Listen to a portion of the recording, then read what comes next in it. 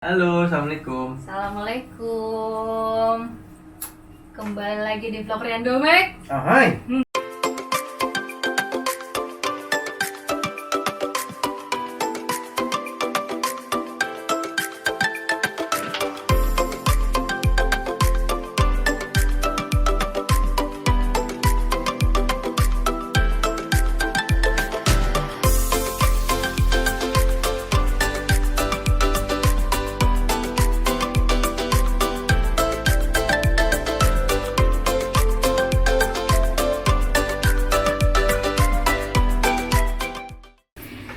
Oke, kalau vlog yang kali ini agak serius nih.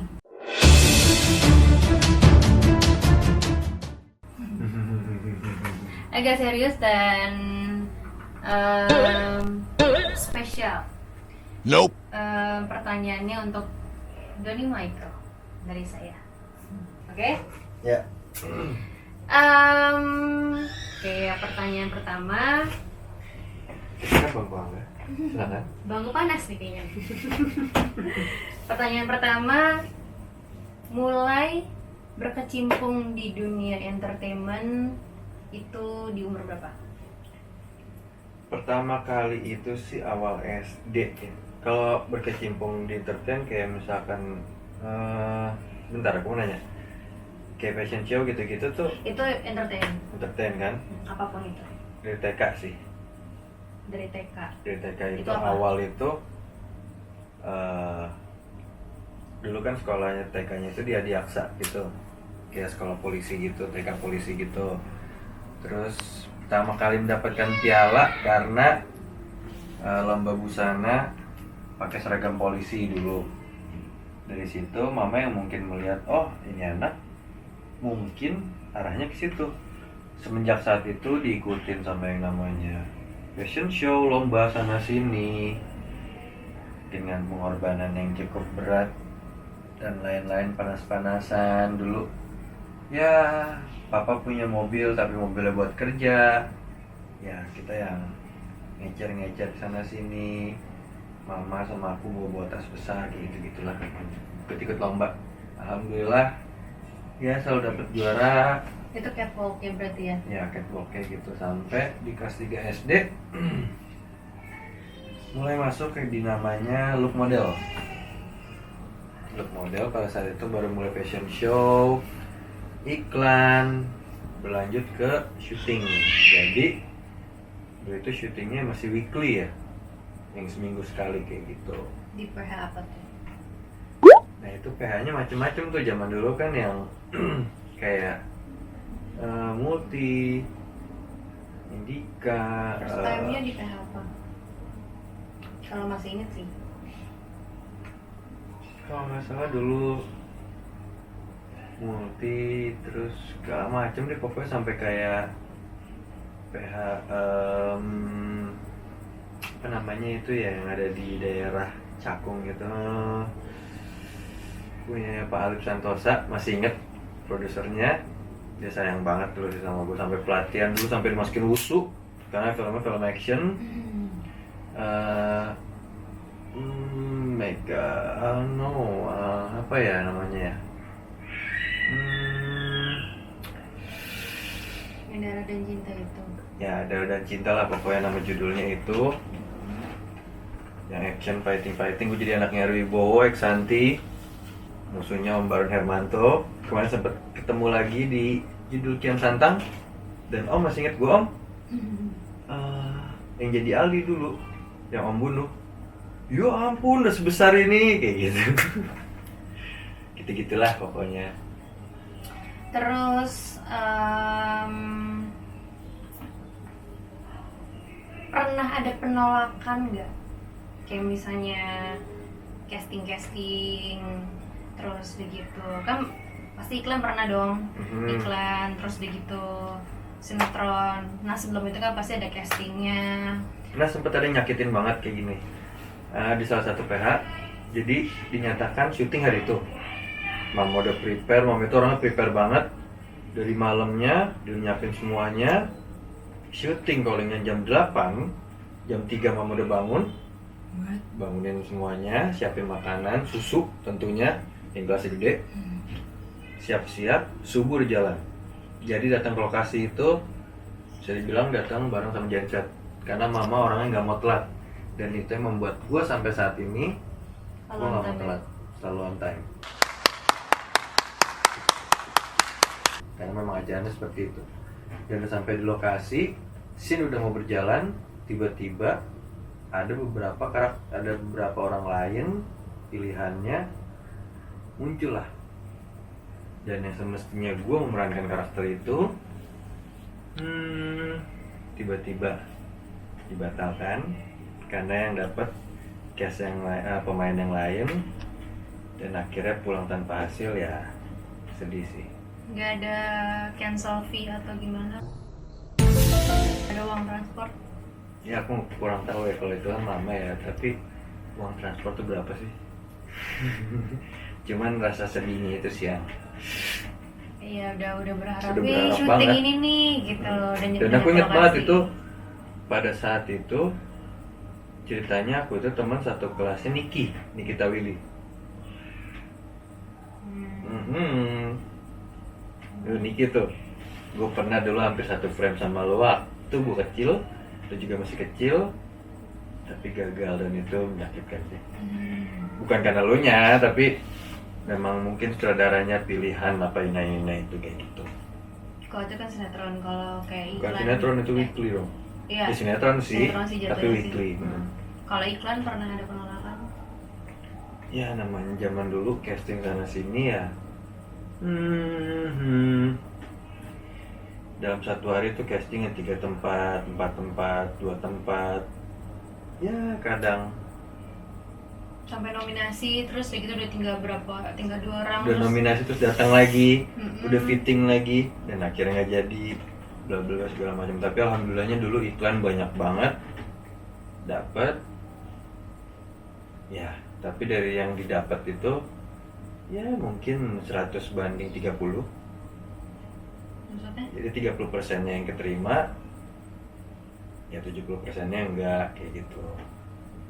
Dan alhamdulillah selalu jadi main talent sih. Alhamdulillah. Terus kalau misalnya kayak ke lokasi atau mau casting karena nggak punya kendaraan, pernah naik apa aja? Ya, naik angkot, kadang-kadang misalkan ya gimana ya,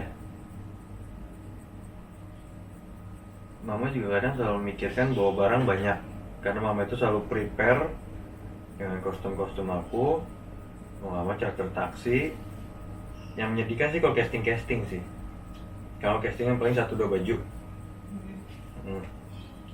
Ya pernah juga hujan-hujanan naik Lantas Bima kesana kesini, naik angkot gitu-gitulah pokoknya, sampai apa ya, untuk di zaman gue dulu yang namanya makan chicken nugget itu udah ya kesukaan anak-anak dong, sama Mika Dabra kalau inget.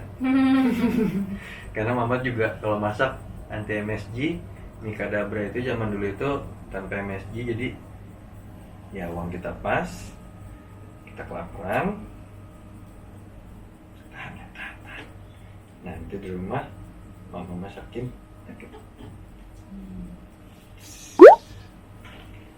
Gitu deh. Gitu, oke. Itu pertanyaan tentang karir. Oke, itu pertanyaan tentang karir. Sekarang pertanyaan tentang kehidupan. Mau nanya nih, kenapa betul. kamu selalu yang namanya gonta-ganti sekolah? Kok jadi kesol? Itu yang aku mau pertanyakan. Pas SMA ya, kalau pas SMP aku cuma 1 SMP, CRD dulu. SD, satu SD doang. 1 SD doang. Oke, SMA kenapa bisa gitu? Berapa SMA kamu masukin dalam 3 tahun itu? 6. Oh my god! Ben, 6. 6 Dalam setahun 2 kali dong. Cuma 6 Ya, bulan per gitu. semester dulu dia jatuhnya ya. Innalillahi. Karena aku ngerasain jauh itu pas SD Septanas. kita kan dulu cowok 1, 2, 3 gitu kan. Tanas, proyek Tanas, ini itu. Wow, amazing. Kenapa? Ya biasa, dia anak muda apalagi sih. Kalau nggak cabut ke dingdong, ke biliar, ke rental, berantem, tawuran, ini itu.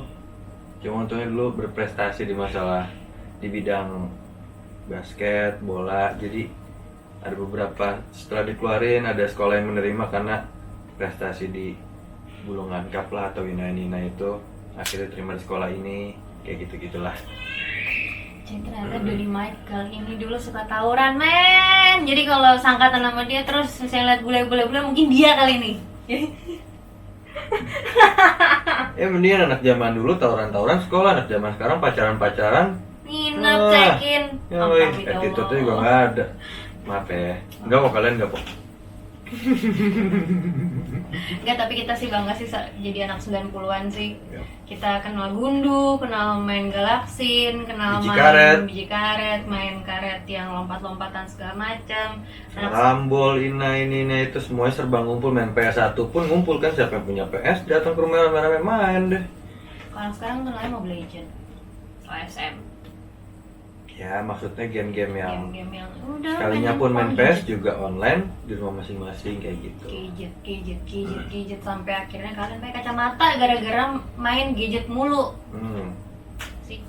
Seru tahu nongkrong-nongkrong, ketawa-ketawa, ngobrol-ngobrol, main gitar bareng, saling sharing kayak gitu, nggak virtual. Malah lu jatuh cinta sama robot loh.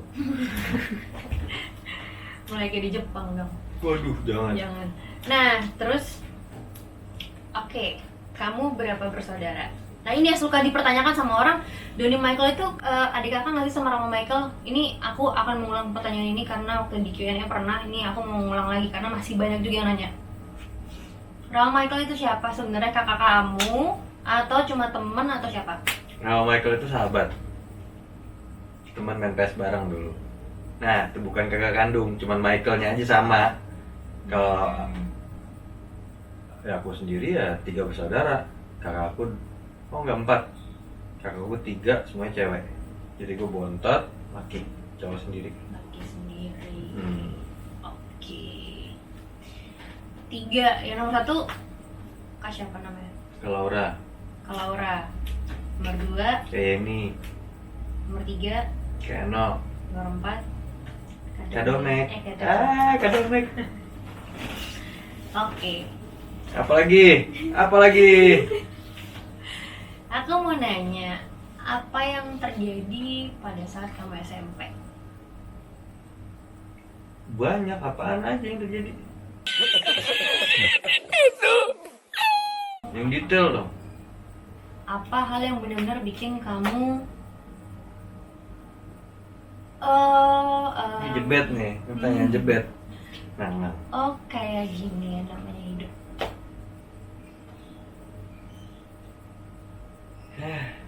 Ya pada saat berantem sama papa sih. Kenapa tuh? Kalau boleh tahu sih. Itu kan dia selalu nggak pernah mau nih. Gimana guys? Jawab nggak? Enggak.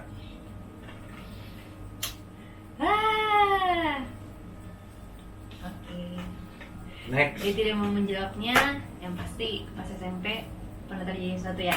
Ya, antara mama sama papa. Ya. Oke. Terus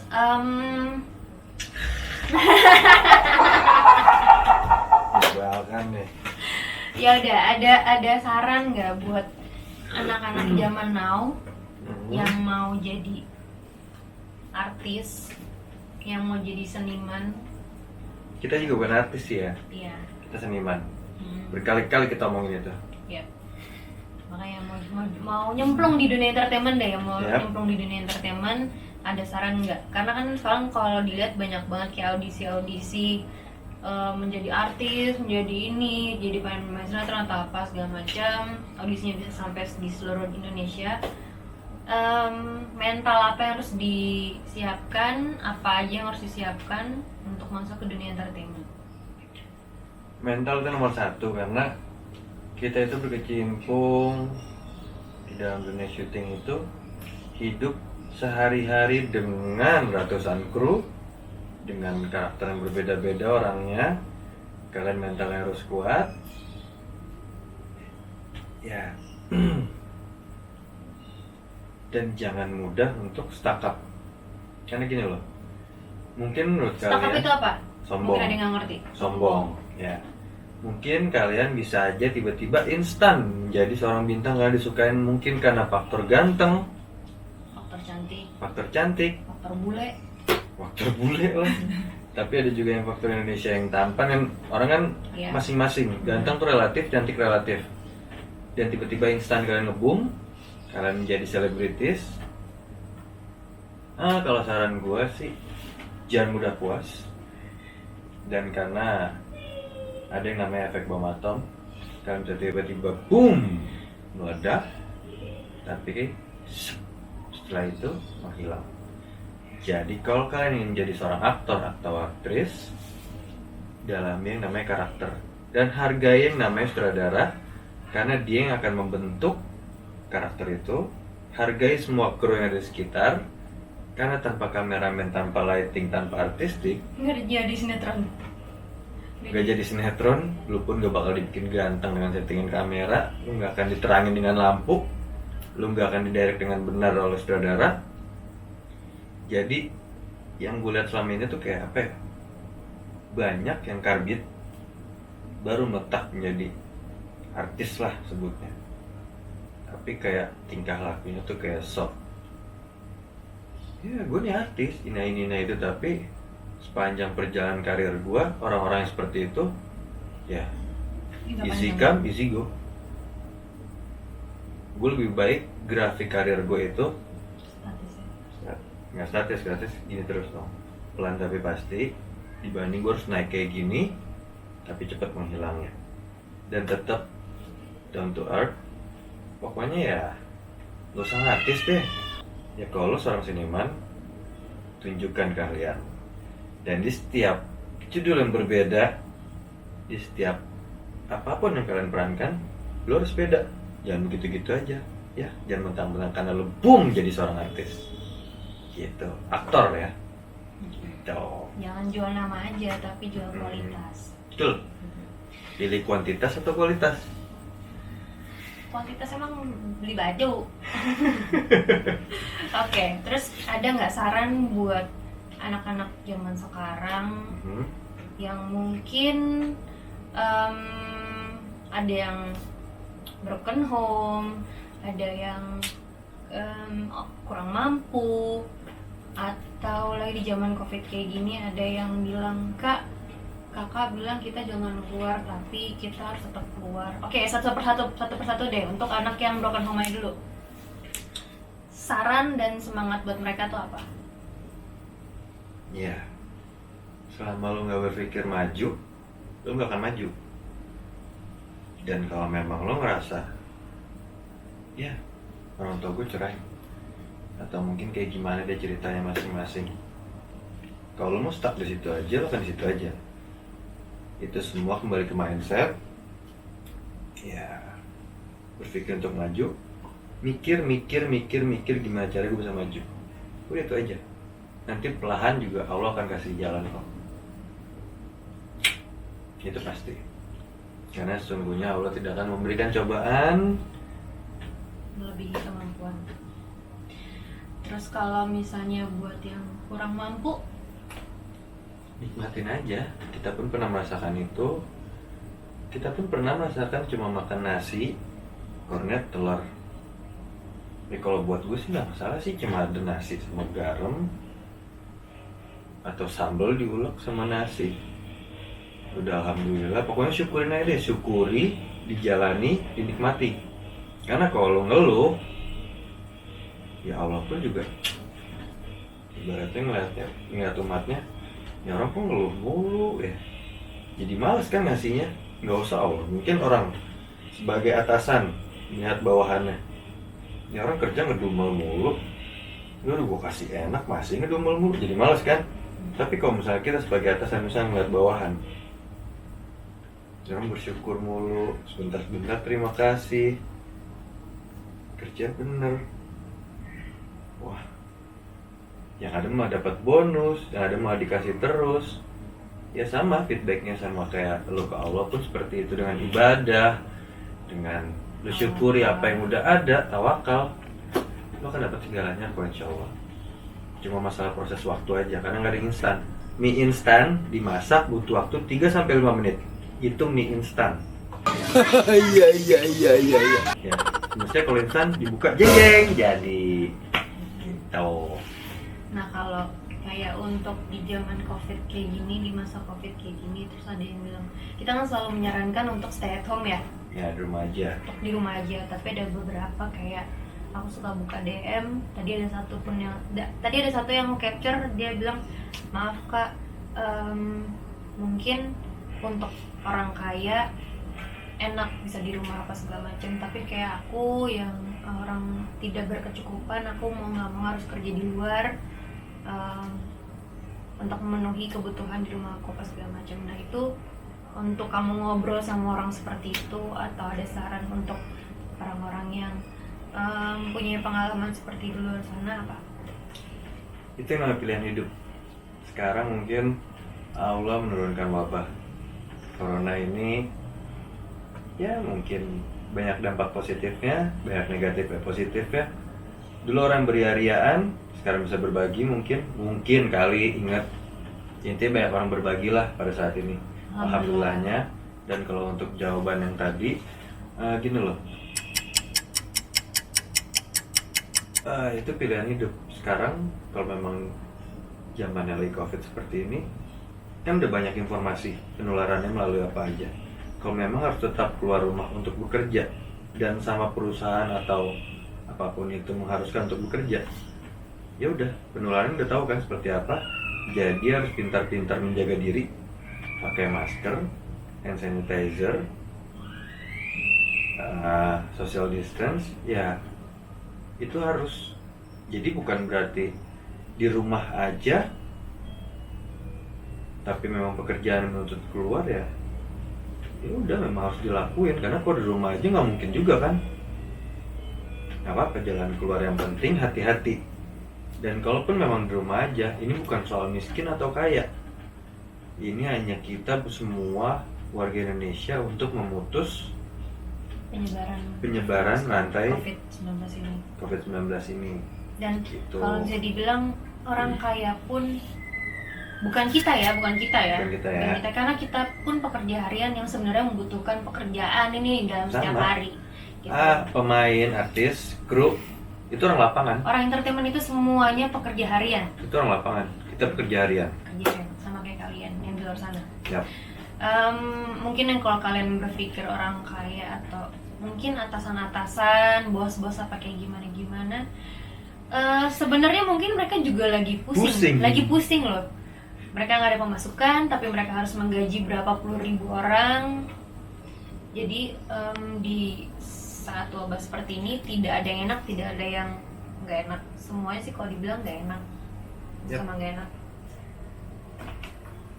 Jangan cuma menilai dari Materi ya?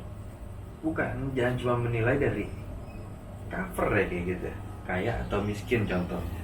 Coba di masing-masing bayangin aja, lu menjadi orang yang kaya menurut lo, atau orang yang kurang berkecukupan gitu. Ya, masing-masing tuh punya. Emang pikir orang kaya nggak punya tanggungan? Gak punya masalah. Nggak punya masalah. Masalahnya Kaya lebih itu, besar ya? kekayaan itu dikasih sama Allah sebagai cobaan. Ya, bukan seperti yang kalian lihat, kaya itu enak hidupnya bla bla bla segala macam. Emang di dalam kesultanan atau segala macam, di dalamnya nggak ada gontok-gontokan ini itu. Semua pasti ada masalah. Gitu loh. Ya misalnya, oke deh, kalian pengen kaya, kalian punya banyak uang nih sampai bingung mau ngabisinnya kemana, tapi kalau kalian nggak punya kebahagiaan di hati, mau kan? Nggak punya orang yang kita sayangin, mau ngapain? Tapi mendingan Contoh, Chester ya, Chester Linkin Bennington. Park. Reasonnya dia bunuh diri karena dia ngerasa dia sendiri, dia sepi, dia udah punya segalanya, dia punya materi segala macam, tapi dia ngerasa kesepian, sampai akhirnya dia bunuh diri. Oh my god! dia nggak tahu di luar sana banyak banget yang sayang sama dia. Iya. Sampai akhirnya kalau kalian bisa ngeliat di YouTube namanya Rock and Mob. Rock and Mob yang nyanyiin lagu dia semuanya. Mungkin di atas sana dia ngeliat, oh ternyata banyak orang yang sayang sama gue, cinta sama gue gitu loh. Mungkin dia akan menyesal. Menyesal itu di kemudian hari. Karena penyesalan datang belakangan. Kalau awalan, permulaan. Iya benar. Aduh. Oke, selesai sudah. Pokoknya intinya kalau untuk soal COVID gini aja. Ini nggak ada perbedaan kasta apapun. Jangan pernah mengkotak-kotakan orang di siapapun itu. Kita itu stay di rumah aja. Itu untuk memutus penyebaran ini supaya semuanya kembali seperti semula, semuanya bekerja, semuanya sehat. Insya Allah kita bisa ketemu Ramadan dan bisa sholat Id bareng. Pengen banget itu. Amin, kangen keluarga juga kan, baru pulang kampung gitu apa segala macam. Dan yang untuk mau pulang kampung, please dipikirkan dulu. Ini bukan soal egois kalian ya, tapi kalau kalian pulang Keadaannya masih seperti ini ya. keadaan masih seperti ini ya, sama aja kalian menyebarkan itu virus ke daerah-daerah. Karena yang terbesar itu di Jakarta. Ayo, kalau kalian sayang sama keluarga kalian, please banget. Ayo, kita pengennya nih corona ini cepat berlalu. Oke. Oke? Terima kasih banyak udah nonton vlog kita kali ini. Terima Yang kasih sudah pertanyaan-pertanyaan yang yang ada yang tidak mau dijawab. nggak usah dibahas lagi, ntar jadi pertanyaan nih. Oke. Makanya jangan lupa subscribe, Pencet tombol loncengnya. like, dan Komen. Assalamualaikum. Salam. Kok yang jawab? Ini gue nggak terima nih, kenapa makanya jadi ini konten harus dibuat ditambah. Gue nggak mau, cuman gue yang ditanya-tanyain, enak aja. Jadi sekarang untuk Ibu Aryani Fitriana silakan duduk di kursi panas ini. Oh my god. Sign lo.